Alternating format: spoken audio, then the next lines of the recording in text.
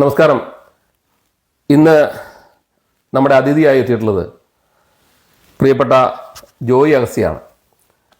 ജോയി അഗസ്ത്യ ഞാൻ ഇവിടുത്തെ ലിവർപൂൾ മലയാളികളെ സംബന്ധിച്ചോ UK മലയാളികളെ സംബന്ധിച്ചോ പരിചയപ്പെടുത്തേണ്ട ആവശ്യമില്ല. അദ്ദേഹം ഒരറിയപ്പെടുന്ന കലാകാരനാണ്.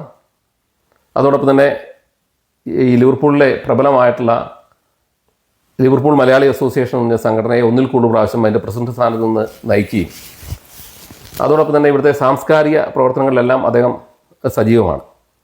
കൂടാതെ അദ്ദേഹത്തിന് ശരിയെന്ന് തോന്നുന്ന കാര്യം അദ്ദേഹം ആരുടെയും മുഖത്ത് നോക്കി പറയാൻ യാതൊരു മടിയുമില്ലാത്ത ആളും അതിന് യാതൊരു ഭയപ്പാടും, എത്ര വലിയ ഇൻസ്റ്റിറ്റ്യൂഷനെതിരെയാണെങ്കിൽ പോലും അത് പറയാനൊരു ഭയപ്പാടും ഇല്ലാത്ത ആളാണ്.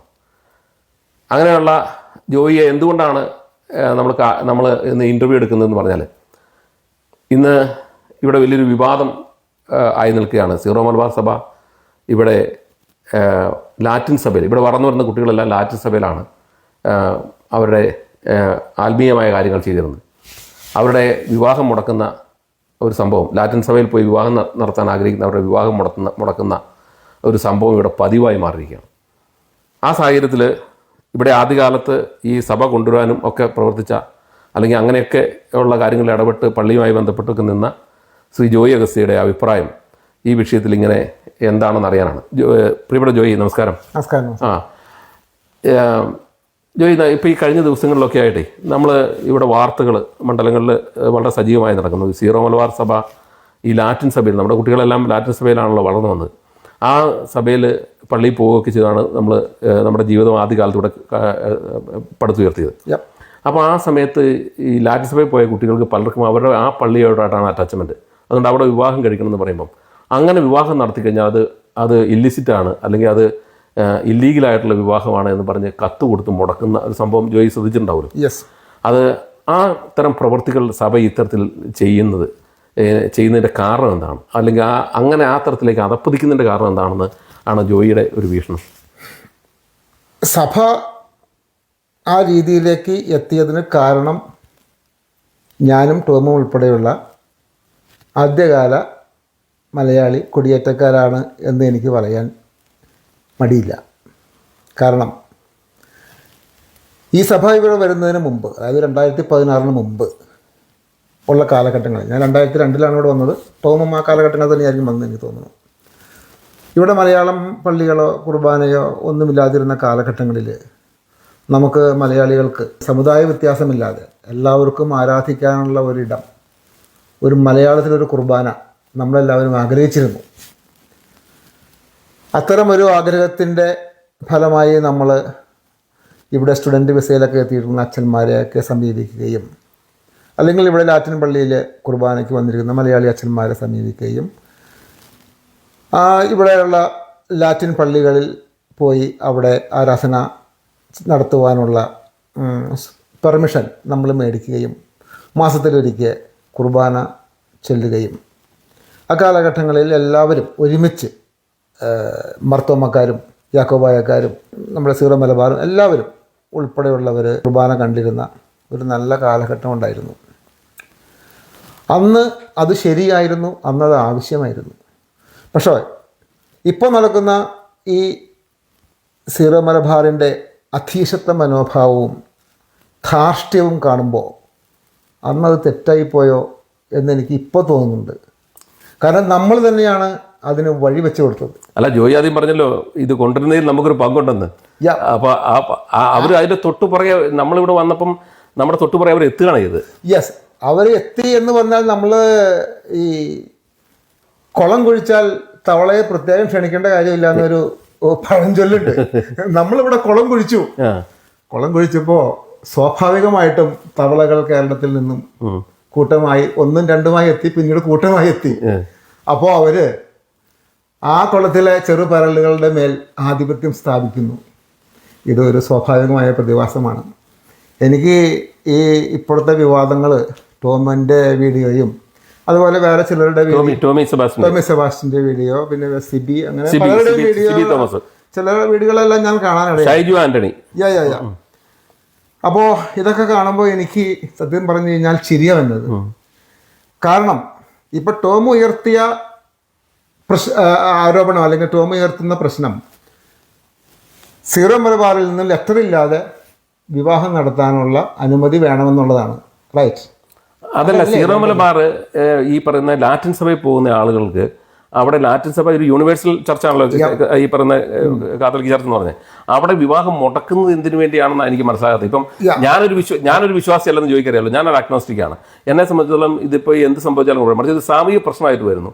ആ സാമൂഹിക പ്രശ്നത്തിൽ ഒരു ഇടപെടൽ നടത്തുന്നത് മാത്രമല്ല, ഒരു പത്രപ്രവർത്തനം എന്നുള്ള എനിക്ക് ഞാൻ ചെയ്യുന്ന കാര്യം എന്ന് പറയുന്നത് ഈ പറഞ്ഞ ആളുകൾ ഇപ്പോൾ ജോലി ഉൾപ്പെടെ ആളുകളുടെ അഭിപ്രായങ്ങൾ സമൂഹത്തിൽ കൊണ്ടുവരിക എന്നുള്ള ജോലിയെ ഞാൻ ചെയ്യുന്നുള്ളൂ. എന്നെ സംബന്ധിച്ച് ഇത് ഈ ഒരു വിശ്വാസിയുടെ പ്രശ്നം എൻ്റെ പ്രശ്നമല്ലത്, അവിശ്വാസിയുടെ മാത്രം പ്രശ്നമാണ്. ഇവിടെ പ്രശ്നം ഒരു വിശ്വാസിയായിട്ടുള്ള ഒരാൾക്ക് അത് തടയുകയും അയാളുടെ മക്കളുടെ വിവാഹം തടയുന്ന ഈ സഭയുടെ മനോഭാവത്തെ പറ്റിയാണ് എനിക്ക് ഞാനും പറഞ്ഞത്. സീറോ മലബാർ സഭയുടെ ഒരു അധീശത്വം അവരത് ആഗ്രഹിക്കുന്നു.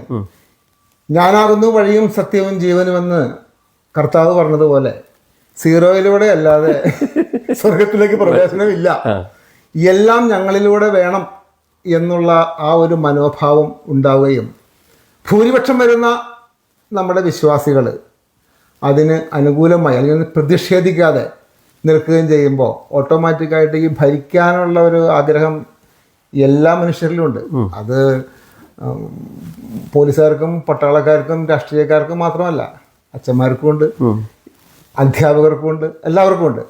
ആ ഒരു മനോഭാവത്തിൻ്റെ ഭാഗമാണ് ഈ ഇന്ന് സീറോ മലബാർ സഭ അഭിമുഖീകരിക്കുന്ന പ്രശ്നങ്ങളുടെ ഒരു കാതലായ കാരണം.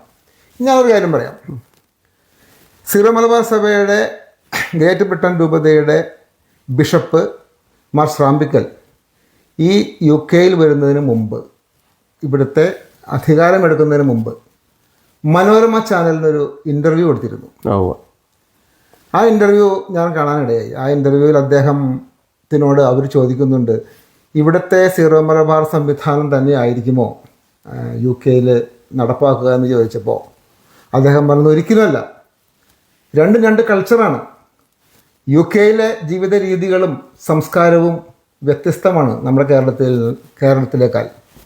അപ്പോൾ തീർച്ചയായും അവിടുത്തെ വിശ്വാസികളുമായിട്ട് സംസാരിച്ച് വേണ്ട മാറ്റങ്ങൾ വരുത്തി അവർക്ക് കൂടി സ്വീകാര്യമായ കാര്യങ്ങൾ മാത്രമേ അവിടെ ചെയ്യൂ എന്ന് അദ്ദേഹം പറഞ്ഞിരുന്നു.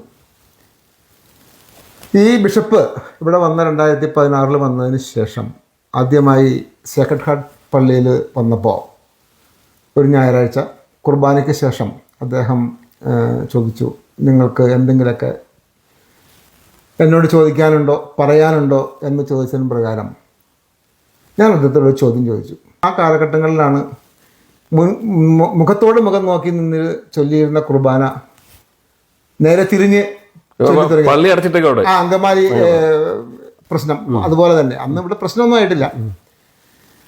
അപ്പോൾ ഞാൻ അദ്ദേഹത്തോട് ചോദിച്ചത് ഈ ചോദ്യമാണ്. അതായത്, ഞാൻ അങ്ങയുടെ ഒരു വീഡിയോ കാണാനിടയായി.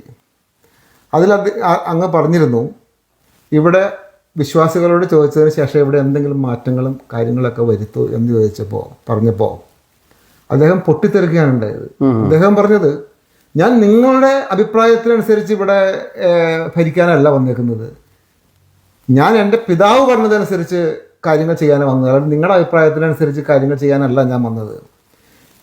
അപ്പോൾ ഞാൻ പറഞ്ഞു, അങ്ങയുടെ വീഡിയോയിൽ പറഞ്ഞതനുസരിച്ച് ഞാൻ ചോദിച്ചത് മാത്രമല്ല, ഇവിടെ ഇരിക്കുന്ന ആർക്കും തന്നെ ഈ തിരിഞ്ഞു നിന്നുള്ള കുർബാനയോട് താല്പര്യമില്ല. നിങ്ങളാണോ തീരുമാനിക്കുന്നത് എങ്ങോട്ട് തിരിഞ്ഞു കുർബാന ചെല്ലണം എന്നുള്ളത്? അന്ന് ആ കുർബാനയ്ക്ക് വന്നിരുന്ന എല്ലാ മനുഷ്യർക്കും ആ ധാർഷ്ട്യം മനസ്സിലാക്കാൻ സാധിച്ചു. പിന്നീട് അവിടെ നിന്ന് ഇങ്ങോട്ട് എല്ലാം ഏകപക്ഷീയമായി കാര്യങ്ങൾ നടത്തുന്ന ഒരു രീതിയാണ് ഇതുവരെയും നമ്മൾ കണ്ടിട്ടുള്ളത്. ഏതെങ്കിലും കാര്യങ്ങൾക്ക് ഇവിടുത്തെ ലേമനിൻ്റെ അഭിപ്രായം അനുസരിച്ചാണ് ഈ സീറോ മലബാർ സഭ പോയിരുന്നത് എങ്കിൽ ഒരിക്കലും ഇന്ന് ഈ വിവാദങ്ങളൊന്നും ഉണ്ടാവില്ലായിരുന്നു. നമ്മളെ നാട്ടിൽ നിന്ന് വന്നപ്പം ഉള്ള സംസ്കാരങ്ങൾ പലതും ഇവിടെ ഉപേക്ഷിച്ചിട്ടുണ്ടല്ലോ. ഇപ്പോൾ നമ്മൾ തന്നെ മുമ്പ് സംസാരിച്ചു പറഞ്ഞു, മുണ്ട് ഉടുത്താണ് നമ്മൾ നാട് നടന്നത്, ഇവിടെ പാൻറ്റിട്ടുണ്ടല്ലോ നടക്കുന്നത്. അതുപോലെ തന്നെ നമ്മളിവിടെ വന്നപ്പം ആ സംസ്കാരങ്ങളായിട്ടല്ലല്ലോ റോഡിലൂടെ നടക്കുന്നത്. നമ്മുടെ ഒരു നമ്മൾ ഇംഗ്ലീഷ് ഭാഷയല്ലേ സംസാരിക്കും, അല്ല വേറെ മലയാളം സംസാരിച്ച് നടക്കാൻ പറ്റിയല്ലോ. അപ്പോൾ അതുകൊണ്ട് ആ സംസ്കാരങ്ങളെല്ലാം ഇങ്ങോട്ട് വന്നപ്പോൾ നമ്മുടെ ഒരു സ്വകാര്യതയിൽ ഒതുക്കുകയും നമ്മൾ നാട്ടിലെ സംസ്കാരങ്ങൾ ഇപ്പോൾ ഓണമാണെങ്കിൽ പോലും അത് നടത്തുന്നത് നമ്മളൊരു ഹോളിൽ നടക്കുന്നത്, നമ്മൾ സ്വകാര്യതയിൽ ഒതുക്കുകയും ആ സംസ്കാരം നമ്മുടെ മനസ്സിൽ കൊണ്ടുനടക്കുകയും ചെയ്യുന്നുണ്ട്. അത് നമ്മൾ പുറത്തിവിടെ പ്രദർശിപ്പിക്കാൻ കഴിയില്ല. ആ തരത്തിൽ നമ്മൾ ഈ സമൂഹത്തോട് ഇൻ്റഗ്രേറ്റ് ചെയ്ത് പോകുന്നതിൻ്റെ ഭാഗമായിട്ടാണ് നമ്മളിവിടുത്തെ ഈ ലാറ്റിൻ പള്ളിയിലും പോയത്. ആ ലാറ്റിൻ പള്ളിയിൽ പോയത് വലിയ പാപമായിട്ട് വരികയും അല്ലെ ആ സംസ്കാരത്തോട് ചേർന്ന് പോകണം. ഇന്ന് വേറെ ഒരുപാട് സാമൂഹിക പ്രശ്നങ്ങൾ ഇവിടെ വരുന്ന അറിയാലോ, റിഫോം പാർട്ടി പറയുന്നതൊക്കെ അറിയാലോ, ജോയി ശ്രദ്ധിച്ചിട്ടുണ്ടല്ലോ. അപ്പോൾ ഇവിടെ ഈ സമൂഹത്തോട് ചേർന്ന് പോകുന്നതിൻ്റെ ഭാഗമായിട്ടല്ലേ നമ്മൾ ഈ ലാറ്റിൻ പള്ളിയിൽ പോയി വിവാഹം കഴിക്കാൻ കുട്ടികൾ തയ്യാറാകുന്നത്. അതിനിങ്ങനെ തടയുമ്പം എന്ത് പ്രത്യാഘാതങ്ങളാണ് ഉണ്ടാകാൻ പോകുന്നത്? ഹലോ ടോമി, ഇതിൻ്റെ ഏറ്റവും രസകരമായ ഒരു വസ്തുത എന്താണെന്ന് വെച്ച് കഴിഞ്ഞാൽ, ഇവിടെ നമ്മളെല്ലാം വന്ന കാലഘട്ടങ്ങളിൽ ഇവിടെ നാട്ടിൽ നിന്നും ധ്യാനത്തിനും അതുപോലെ കുർബാനയ്ക്കും മലയാളം കുർബാന ചെല്ലാനൊക്കെ വന്നിരുന്ന എല്ലാ അച്ഛന്മാരും പിതാക്കന്മാരും പറഞ്ഞൊരു കാര്യം, നിങ്ങളെ ദൈവം പ്രത്യേകമായിട്ട് UK അയച്ചതാണ്. വിശ്വാസം നശിച്ചുകൊണ്ടിരിക്കുന്ന ഈ രാജ്യത്ത് വിശ്വാസത്തിൻ്റെ വളർച്ചയ്ക്ക് വേണ്ടിയിട്ടാണ് ദൈവം നമ്മളെ ഇങ്ങോട്ടേക്ക് അയച്ചേക്കുന്നത് എന്ന് പറഞ്ഞ ഇതേ അച്ഛന്മാര് നമ്മളെയെല്ലാം ഒരു പള്ളിയിലേക്ക്, അവരുടെ സ്വന്തം പള്ളിയിലേക്ക് മാറ്റി. ഇവിടുത്തെ പള്ളികളിൽ പോയി കുർബാന കണ്ടിരുന്ന, ലാറ്റിൻ പള്ളിയിൽ പോയി കുർബാന കണ്ടിരുന്ന മലയാളികളെ ആദ്യം ഇവര് സംശയദൃഷ്ടിയോടെയാണ് വീക്ഷിച്ചത്. പാകിസ്ഥാനികളാണോ അല്ലെങ്കിൽ വേറെ ഏതെങ്കിലും രാജ്യക്കാരാണോ നമ്മുടെ രൂപത്തിൽ അങ്ങനെ സംശയിച്ചിരുന്ന അവരെല്ലാം സാവധാനം നമ്മളെല്ലാം ക്രിസ്ത്യാനികളാണെന്നും ഇന്ത്യയിൽ ക്രിസ്ത്യാനികളുണ്ട് എന്നൊക്കെ മനസ്സിലാക്കിയത് നമ്മളിവിടെ വന്ന് ഈ കുർബാനയുമായി പറഞ്ഞാൽ 3 പ്രാവശ്യം പറഞ്ഞാൽ അവരുടെ മനസ്സിൽ ഇന്ത്യ എന്ന് പറഞ്ഞാൽ ഹിന്ദു രാജ്യം അവരുടെ ഇപ്പോഴും അതെ ഒരു വലിയ വിഭാഗം ഇംഗ്ലീഷുകാരുടെ ഉള്ളിൽ ഇപ്പോഴും നമ്മൾ ക്രിസ്ത്യാനി എന്ന് വിശ്വസിക്കില്ല. ആ ധാരണയ്ക്കൊക്കെ മാറ്റം വന്നത് നമ്മൾ ഇവിടുത്തെ പള്ളികളിൽ ഇംഗ്ലീഷുകാരോടൊപ്പം കുർബാന കാണുകയും ഇംഗ്ലീഷ് പള്ളികളിൽ ഓൾട്ടർ സർവീസിന് നമ്മുടെ മക്കളെ അയക്കുകയൊക്കെ ചെയ്തപ്പോഴാണ് ആ ഇവരുടെ വിശ്വാസം മാറിക്കിട്ടിയത്. അങ്ങനെ ഒരു ഇൻ്റഗ്രേഷൻ നടന്നുകൊണ്ടിരിക്കുകയാണ് പെട്ടെന്ന് സീറോ മലബാർ ഇവിടെ വന്നതും. അൾത്താര സർവീസ് ചെയ്യുന്ന കുട്ടികളെ അടക്കം കാലങ്ങളായി അൾത്താര സർവീസ് ചെയ്തിരുന്ന കുട്ടികൾ, ലോക്കൽ പള്ളികളിൽ കുർബാന കണ്ടിരുന്ന വ്യക്തികൾ, കുടുംബങ്ങൾ, ഇവരെയെല്ലാം ഒന്നടങ്കം ഇനി നിങ്ങൾ ലാറ്റിൻ സർവീസിന് പോകരുത് എന്ന് അൾത്താരയിൽ നിന്ന് വിളിച്ചു പറഞ്ഞ് അവരെയെല്ലാം സീറോ മലബാർ പള്ളികളിലേക്ക് വരുത്തിയ അച്ഛന്മാർ.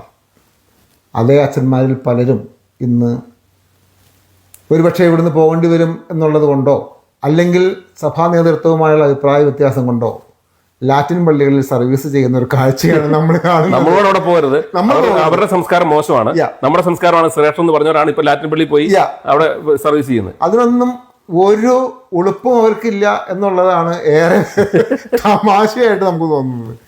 അപ്പോൾ ഈ വിവാദം എന്നെ സംബന്ധിച്ചിടത്തോളം തമാശയാണെന്ന് പറയാൻ കാരണം, നമുക്ക് ഇവിടെ ഏത് പള്ളിയിൽ പോകണം പോകണ്ട എന്ന് തീരുമാനിക്കാനുള്ള വിൽ പവർ ഉണ്ടാകേണ്ടിയിരിക്കുന്നു. ഇനി പള്ളി വേണ്ടാത്തവർക്ക് അവർക്ക് വേണ്ടാന്ന് വെക്കാനും പള്ളി പോകേണ്ടവർക്ക് പോകാനുള്ള ഒരു സ്വാതന്ത്ര്യമുണ്ട്.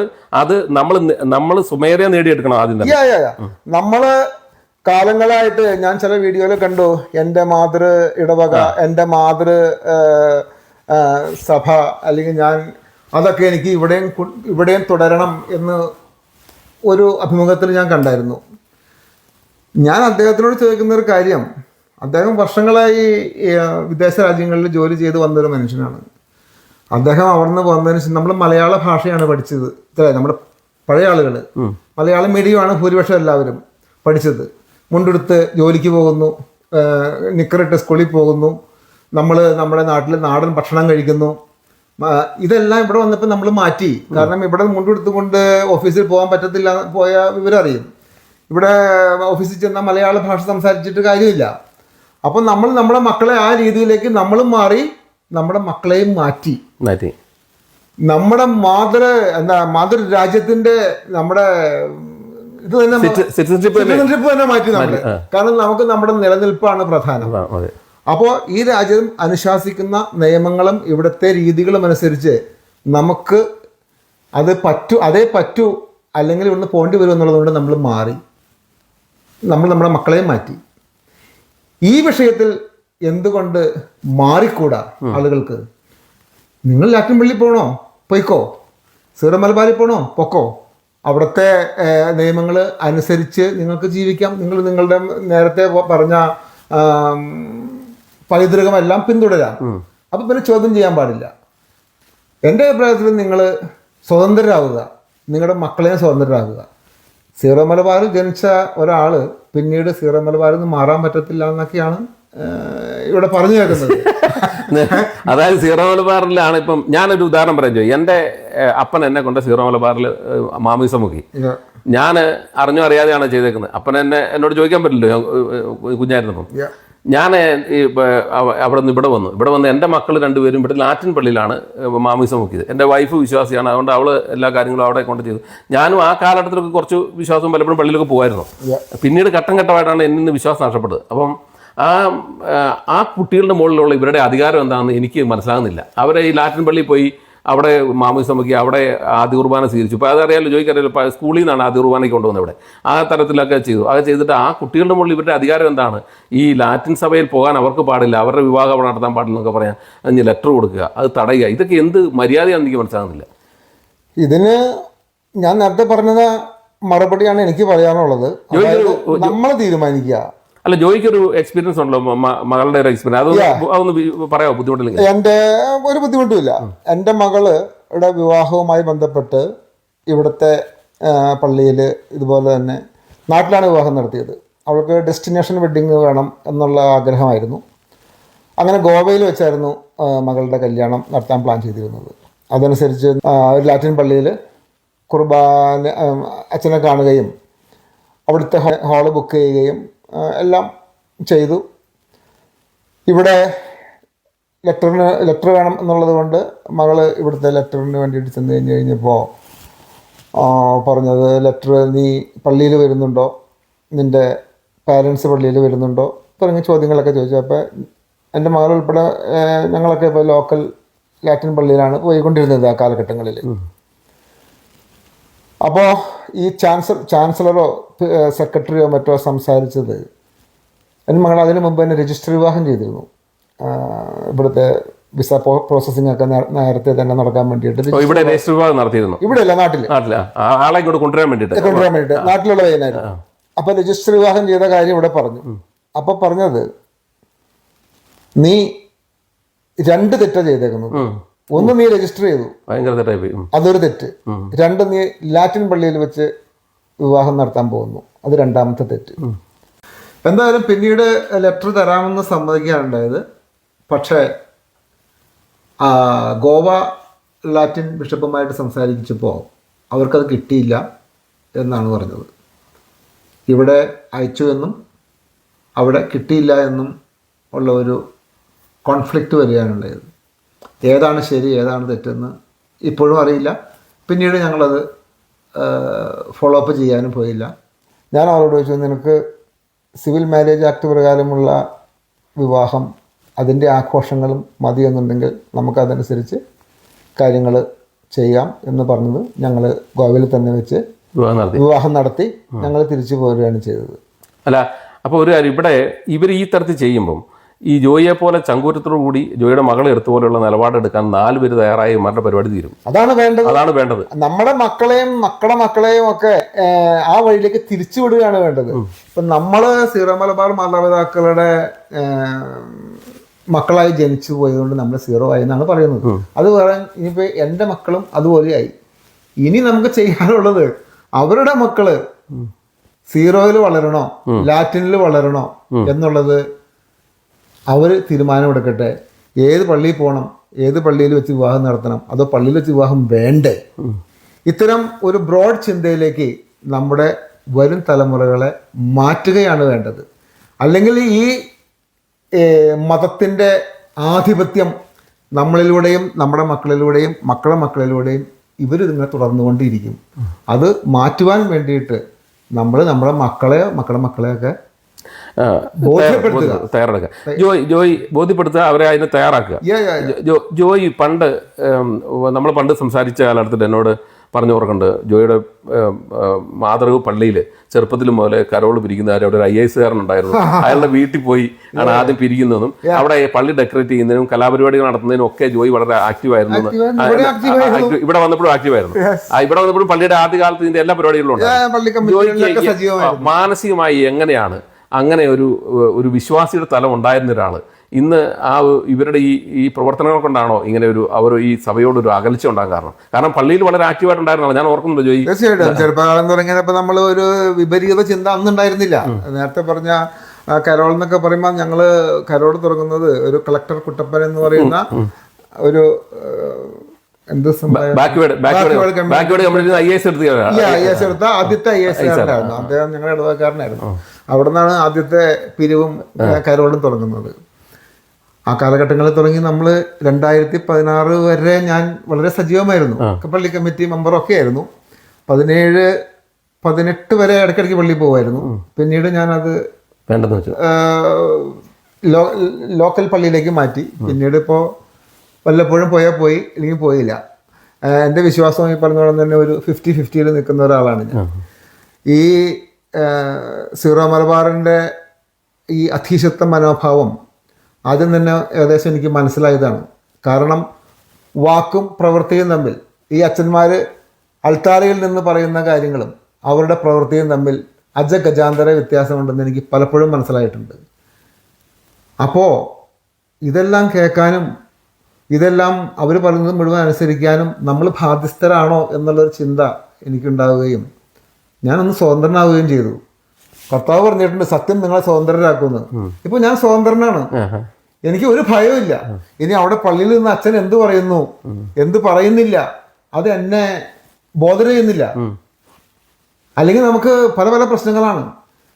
അതെന്താ അങ്ങനെ പറഞ്ഞത്, അതെന്താ ഇങ്ങനെ ചെയ്തത്, ഇത് ശരിയാണോ, പല കാര്യങ്ങളിലും ശരിയാണോ എന്നുള്ള ഒരു ചോദ്യം നമ്മളെ അസ്വസ്ഥമാക്കും. ഇപ്പൊ അങ്ങനത്തെ ഒരു അസ്വസ്ഥതയില്ല, വളരെ ഫ്രീ ആണ്. നിങ്ങൾ സ്വതന്ത്രരാകൂ, അതേ എനിക്ക് പറയാനുള്ളൂ. അപ്പൊ ജോയിക്ക് പറയാനുള്ള മെസ്സേജ് നിങ്ങൾ സ്വതന്ത്രരാകൂ എന്നുള്ളതാണ്. എന്തായാലും നന്ദി ജോയി. ഇനി ജോയിക്ക് എന്തെങ്കിലും പ്രത്യേകമായിട്ട് പറയാനുണ്ടോ? ബാക്കി എന്തെങ്കിലും ജോയിയുടെ മനസ്സിലുണ്ടോ പറയാൻ? ഇല്ല, ഇത്തരം അനുഭവങ്ങൾ എനിക്ക് എൻ്റെ പല സുഹൃത്തുക്കളും പറഞ്ഞ് ഞാൻ കേട്ടിട്ടുണ്ട്. അവരൊക്കെ ടോം ഇന്റർവ്യൂ ചെയ്ത് കഴിഞ്ഞ് കഴിയുമ്പോൾ ടോമിന് അറിയാം, ഞാനായിട്ട് പറയുന്നില്ല അവരുടെ കാര്യം. പറയട്ടെ. തീർച്ചയായും ഈ ക്രിസ്ത്യാനിറ്റി എന്ന് പറയുന്ന ഒരു യൂണിവേഴ്സൽ ആയിട്ടുള്ള യൂണിവേഴ്സൽ എന്നാണ് അതിൻ്റെ അർത്ഥം, അല്ലെങ്കിൽ കത്തോലിക്സ് എന്ന് പറഞ്ഞാൽ. അപ്പോൾ എല്ലാവരും ഉൾക്കൊള്ളുന്ന ഒരു ഐഡിയോളജിയാണ് ക്രിസ്ത്യാനിറ്റി എന്നാണ് നമ്മൾ മനസ്സിലാക്കിയിരുന്നത്. എന്നാൽ ഇങ്ങനെ ഇവിടെ വന്ന് ഈ ഇംഗ്ലീഷുകാരുടെ സംസ്കാരം മോശമാണെന്നും നമ്മൾ മാത്രമാണ് ശ്രേഷ്ഠമെന്നും എന്നൊക്കെ പറഞ്ഞ് ആളുകളെ വിഘടിപ്പിക്കുകയും ഈ സമൂഹത്തിനോട് ചേർന്ന് പോകാൻ ശ്രമിക്കുന്ന ആളുകളെ തടയുകയും അവരുടെ ഒരു പാളയത്തിൽ കൊണ്ടുവന്ന് ഭീഷണിപ്പെടുത്തി ഈ ഇൻസ്റ്റിറ്റ്യൂഷണൽ ഇൻഡസ്ട്രികളിലേക്ക് അവരെ തളച്ച് അവരെ മുഴുവൻ ഈ ഇൻസ്റ്റിറ്റ്യൂഷണൽ ഇൻഡസ്ട്രിയുടെ ഭാഗമാക്കി അത് ശരിക്കും കൊമേഴ്സ്യലൈസ് ചെയ്യാൻ ശ്രമിക്കുന്ന മനോഭാവമാണ് ഇവിടുത്തെ ഈ സീറോ മലബാർ സഭയെ കാണിച്ചുകൊണ്ടിരിക്കുന്നത്. അത് ഈ നാടിന് നല്ലതല്ല, ഇവിടെ വന്നിരിക്കുന്ന മനുഷ്യർക്കും നല്ലതല്ല.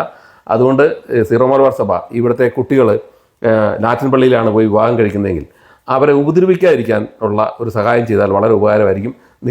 ഞങ്ങളിവിടെ വന്ന് ഈ കണ്ട നേഴ്സിംഗ് ഹോമുകളിലും അവിടെ ഇവിടെയൊക്കെ ജോലി ചെയ്ത് എല്ലാവരും ചെറിയ പ്രൊഫഷനൊക്കെ പഠിച്ച് ഏതെങ്കിലും തരത്തിലുള്ള ജോലികളിലേക്കൊക്കെ മാറി അത്യാവശ്യം ഒരു വീടും ഒക്കെ മേടിച്ച് വണ്ടിയൊക്കെ മേടിച്ച് സ്വൈര്യമായി ജീവിക്കാൻ തുടങ്ങിയപ്പോൾ നിങ്ങളിങ്ങനെ മനസമാധാനം കെടുത്തിക്കൊണ്ട് ഇത്തരത്തിലുള്ള പ്രവർത്തനങ്ങളുമായി പോകരുത്. ഞങ്ങളുടെ കുട്ടികളൊക്കെ പഠിച്ച് ഒരു നല്ല നിലയിലെത്തി. എല്ലാവരും ഇവിടെ വന്ന ഒരു 95% ആളുകളുടെ കുട്ടികൾ പഠിച്ച് നല്ല നിലയിൽ എത്തിയിട്ടുണ്ട്. നല്ല നിലയിൽ എല്ലാം നമ്മളെക്കാളും ഒരുപാട് 99%. അതെ. അപ്പൊ അതുകൊണ്ട് ഞങ്ങളെ ഇവിടെ അങ്ങനെ കുട്ടികളെയൊക്കെ വളർത്തി ഞങ്ങൾ വളരെ കഷ്ടപ്പെട്ടാണ് ആദ്യ കാലത്ത് വന്നപ്പം ഇതൊക്കെ പിള്ളേരെ വളർത്താനും ഒക്കെ വീടുകളിലൊക്കെ കൊണ്ടുപോയി മറ്റു സഭയുടെ ഒരു കോൺട്രിബ്യൂഷൻ ജോലി ഓർക്കണ്ടല്ലോ. പിള്ളേരൊക്കെ നമ്മൾ അടുത്ത വീട്ടിൽ കൊണ്ട് രാത്രി വിട്ടിട്ടാണ് ജോലിക്ക് പോയിക്കൊണ്ടത്. അങ്ങനെ വന്ന് ഞങ്ങൾ കഷ്ടിമുട്ടി ഇവിടെ ജീവിക്കാൻ തുടങ്ങിയപ്പോൾ നിങ്ങളിങ്ങനെ ഉപദ്രവമായി വരരുത്. ഞങ്ങളുടെ കുട്ടികളുടെ വിവാഹം മുടക്കികളെന്ന് നിങ്ങളെ വിളിക്കുന്ന തരത്തിലേക്ക് നിങ്ങൾ അധപ്പതിക്കരുതെന്ന് മാത്രം പറഞ്ഞു. നന്ദി, നമസ്കാരം.